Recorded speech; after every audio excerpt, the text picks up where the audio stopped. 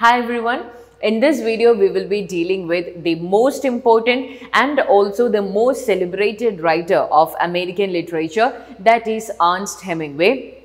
And I'm sure that you might have learned one or two works of Ernest Hemingway in your UG or PG days because he is, he is such a celebrated writer.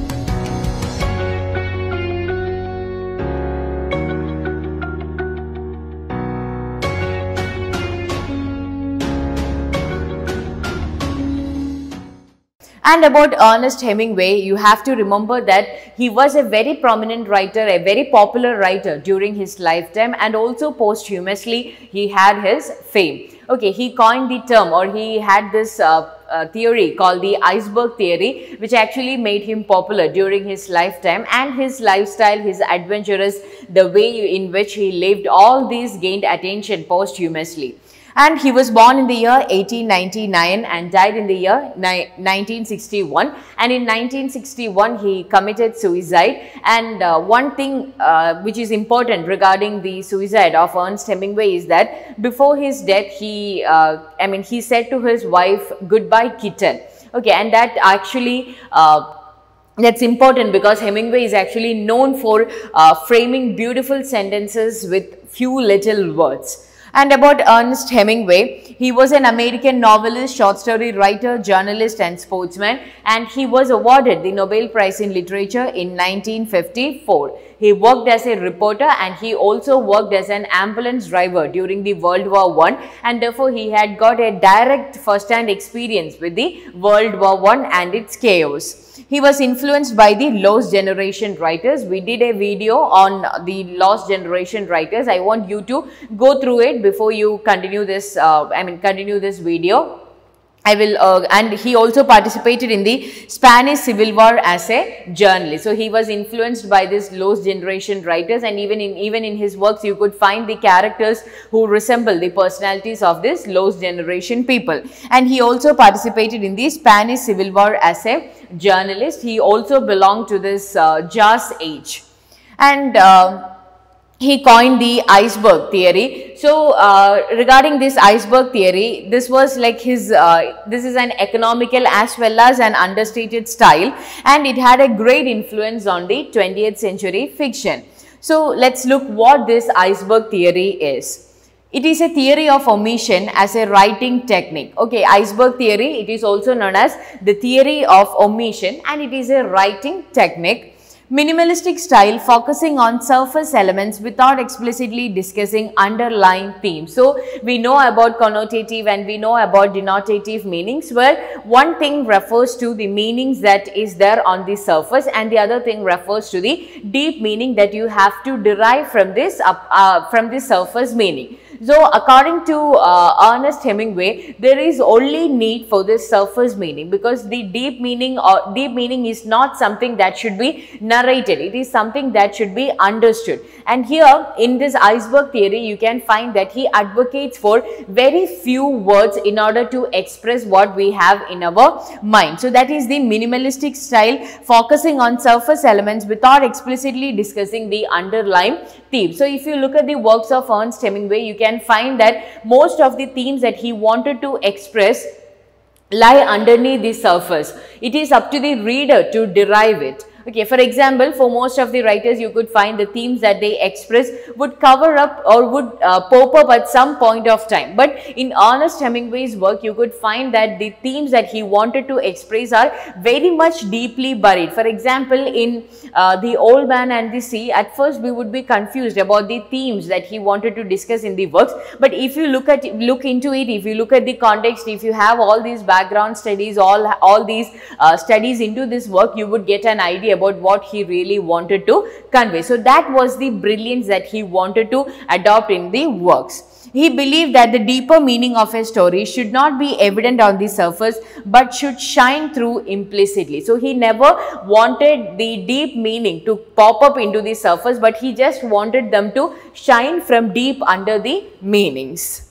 And he was also involved in the jazz age. So, we know what a jazz age is. It was a period in the 1920s and 1930s in which jazz music and dance styles rapidly gained nationwide popularity in the United States. So, he was also involved in this jazz music and jazz literature. And if you look about the jazz literature, you can find that it speaks of the struggles, pain and the fight in an unconcealed way. Jazz literature, it challenged the pessimistic impression of the blackness that was experienced in the white world order. It was closely associated with Harlem Renaissance.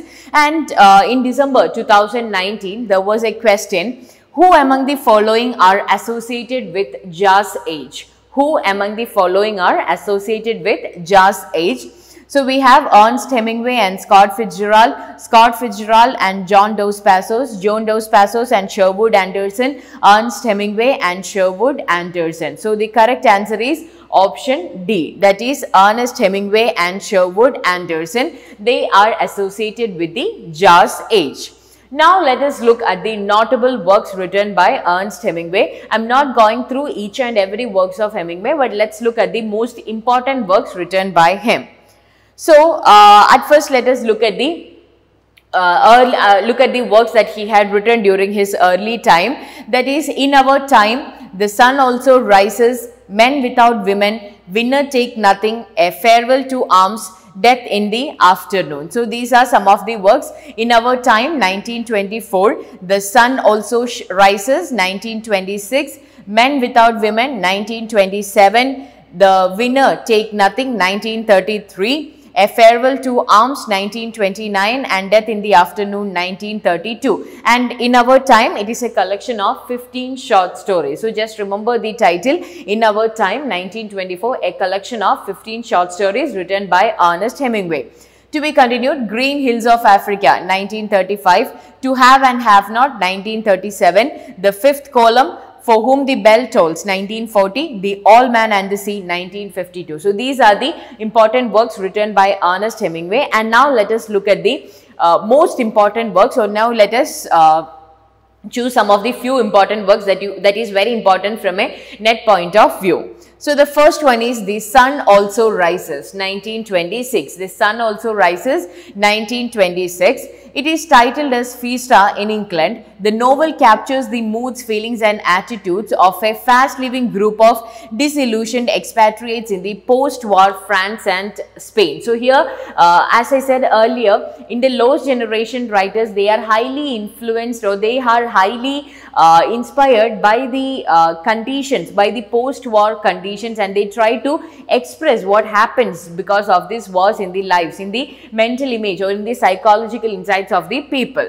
So the novel follows a group of young American and British expatriates as they wander through Europe in the mid-1920s. So here, once again, you can find that Ernest Hemingway, he belongs to the modern age of American literature, where each and every character, where you cannot figure out a morally or a perfect character, just like in the Elizabethan age or the Victorian age, because here you can find that all the characters of this modern age, they have their ebbs, they have their flows, they have their demerits, they have their flows. But the thing is that they are trying to figure out what is good. Okay, so that is one of the feature that you could find in the lost generation writers. They are also not perfectly cultured or perfectly, what can we say, we cannot call them as the protagonist, or we cannot call them as the heroes, because they are the people who struggle. They are the people who struggle to find what is good and what is bad, because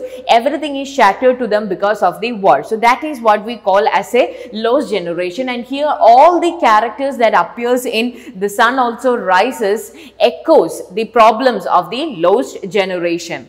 So here we can find the characters, the two of the novel's main characters, that is Lady Brett Ashley and Jake Barnes. They typify the lost generation, and Jake is the novel's narrator. He was a journalist and he was also a World War I veteran, and during the war he suffered an injury that rendered him impotent. So the title The Sun Also Rises, it actually is an ironic statement regarding the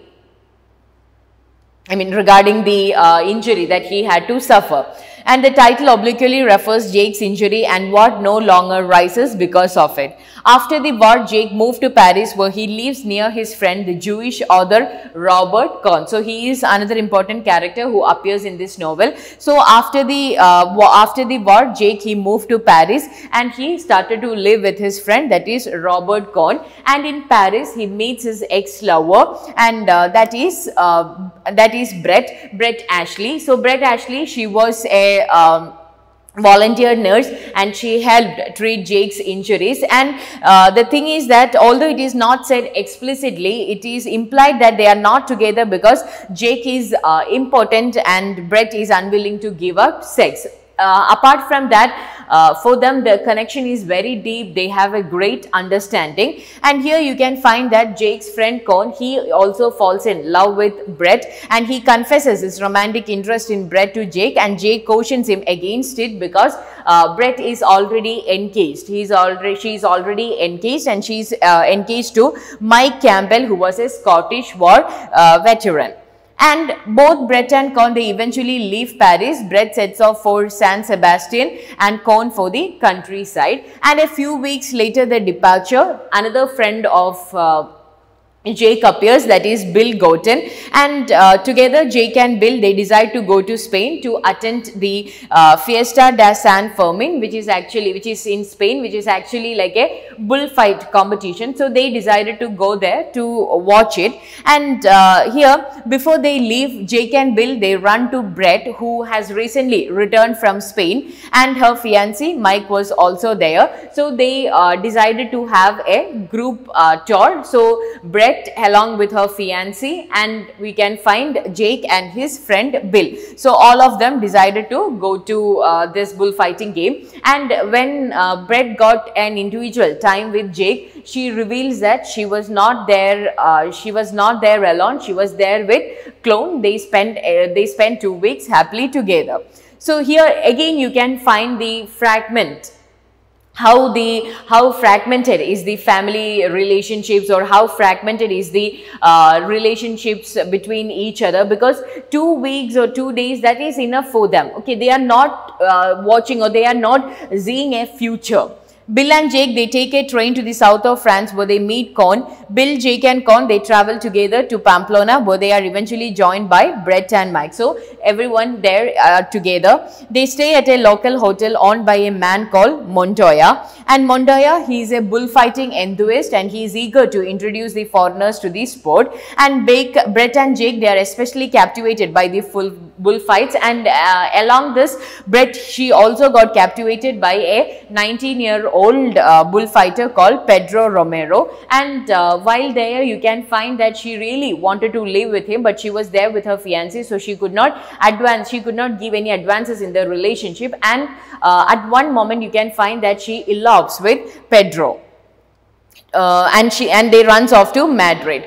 After the festival ends, Jake, Mike and Bill leave Pamplona. After a night in the south of France, Jake decides to return to Spain. He soon receives a telegram from Brett asking for help in Madrid. Jake immediately goes to Madrid where he learns that Brett sent Romero away for fear of corrupting him. So here, as I said earlier, all these characters, they represent the lost generation. They are struggling in their way to find which is bad and which is wrong. So when Brett, she feels like she itself is a corruption to a 19-year-old boy, she decided to leave him. And the novel ends unspectacularly with Jake and Brett talking in a taxi in Madrid. In the final lines of the novel, Beth tells Jake she thinks they could have had a wonderful time together. Jake replies, "Yes, isn't it pretty to think so?" So that is how the novel ends. So it gives the reader a hope that one day they might get united, because apart from the sexual feelings and the impotency, there is actually a deep understanding between these characters. So rather than if they wouldn't have been so materialistic, or if they wouldn't be so much concerned about the physique, then they would have made a very perfect couples. The next work is A Farewell to Arms, which is much more a straightforward narrative work of Ernest Hemingway, and this is also notable for its autobiographical elements. It has taken many personal elements from the lives of Ernest Hemingway. While working with the Italian ambulance service during the World War I, the American Lieutenant Frederick Henry meets the English nurse Catherine Barclay. So here you can find that Ernest Hemingway, he was also an ambulance driver in the World War. So there are many resemblance between the characters and the lives of Ernest Hemingway. Okay, so he meets Catherine Barclay, who was an English nurse, and although she still mourns the death of her fiancé, both of them get attracted to each other. Both of them share a mutual love, but since she has lost her fiancé very close, she is actually afraid of starting a long and also a deep relationship with him. And after Henry is badly wounded by a trench mortar shell near the Isonzo River in Italy, he is brought to a hospital in Milan where he is eventually joined by Catherine. And while Catherine was nursing for Henry during this time, their relationship became more mature, their relationship became more deep, and she gets pregnant. She gets pregnant, and still you can find that she denies marrying him because she actually got this fear of losing the people that she loved. And after the hospital superintendent, Miss Van Campen discovers that Henry has been hiding alcohol in his hospital room, he is sent back to the friend of the war. So again, you can find a period where they were separated, and during his absence, the morale on the front has significantly worsened, and during the Italian retreat after the disastrous Battle of Caporetto, he deserts the army, just barely escaping execution by Italian military police. So deserting the army was not an option for any of the soldiers, and since he did it because he wanted to be with his beloved, and he narrowly escaped an execution. Back in Milan, Henry searches for Catherine, but he learns that Catherine was not there. She has been sent kilometers away from her all place, and that was not something that could restrict Henry. He decides to he decides to meet her, and he journeys to Stresa by train. Once there, he reunites with Catherine, and the couple flee Italy by crossing the border into a neutral Switzerland. And in the Switzerland also, they were first captured by at the Switzerland border, but they took new names. They decided to allow Henry and Catherine because they and they claim that they are architecture and its students seeking winter sport to stay in Switzerland. So that would actually give them few months in order to celebrate their relationship. And the couple passed several happy months in a wooden house near Montreux. And late one night, Catherine, she goes she goes into labor, and she and Henry, they take a taxi to the hospital. It was a very long and a painful labor, but you could find that it was really hard for both Catherine and the child to survive, and that sadly the son is a stillborn. Soon after, Catherine, she begins to hemorrhage and she dies with Henry by her side. So this has got such a tragic ending where Henry lost his wife and also his son. He tries to say goodbye but cannot. So that is the title, Farewell. And he returns to their hotel alone in the rain. So that is the story of Farewell to the Arms. So now we have For Who the Bell Tolls, For Whom the Bell Tolls, which was written in 1940. This is another important work written by Ernest Hemingway, and it was published just after the end of Spanish Civil War. It was commonly viewed as the dress rehearsal for the Second World War. The novel is set near Segovia, Spain in 1937, and it tells a story of American teacher Robert Jordan, who has joined the anti-fascist loyalist army. The title is from the sermon by John Donne. So you have to remember that the title For Whom the Bell Tolls is taken from the sermon given by John Donne, containing the famous words, "No man is an island entire of itself. Every man is a piece of the continent, a part of the main. Any man's death diminishes me, for I am involved in mankind. Any therefore never sent to know for whom the bell tolls, it tolls for thee." So it actually says that you are an important person. And now comes the most important novella written by Ernest Hemingway, which won him the Pulitzer Prize in 1953, that is The Old Man and the Sea, and this was also his last major work of fiction. The story centers on an aging fisherman who engages in an epic battle to catch a giant marlin. And the central character is an old Cuban fisherman. So it speaks about the rituals or the beliefs that these fishermen had. And his name is Santiago, who has not caught a fish for 84 days and which is regarded by the society as very unlucky. The family of his apprentice, so Santiago has got a helper or an apprentice, that is Manolin, and the family of Manolin forces him to leave the old fisherman, but Manolin has got a deep bond with Santiago, so he wanted to continue his apprenticeship, so he supports Santiago with food and bait. Santiago is a mentor to the boy who cherishes the old man and the life lessons he imparts. Convinced that his luck must change, Santiago takes his skiff far out into the deep waters of the Gulf Stream, where he soon hooks a giant marlin. But you know that Santiago, he is an old man. It's impossible, or it is really difficult for him to catch this giant marlin alone without any apprentice. So he could not take this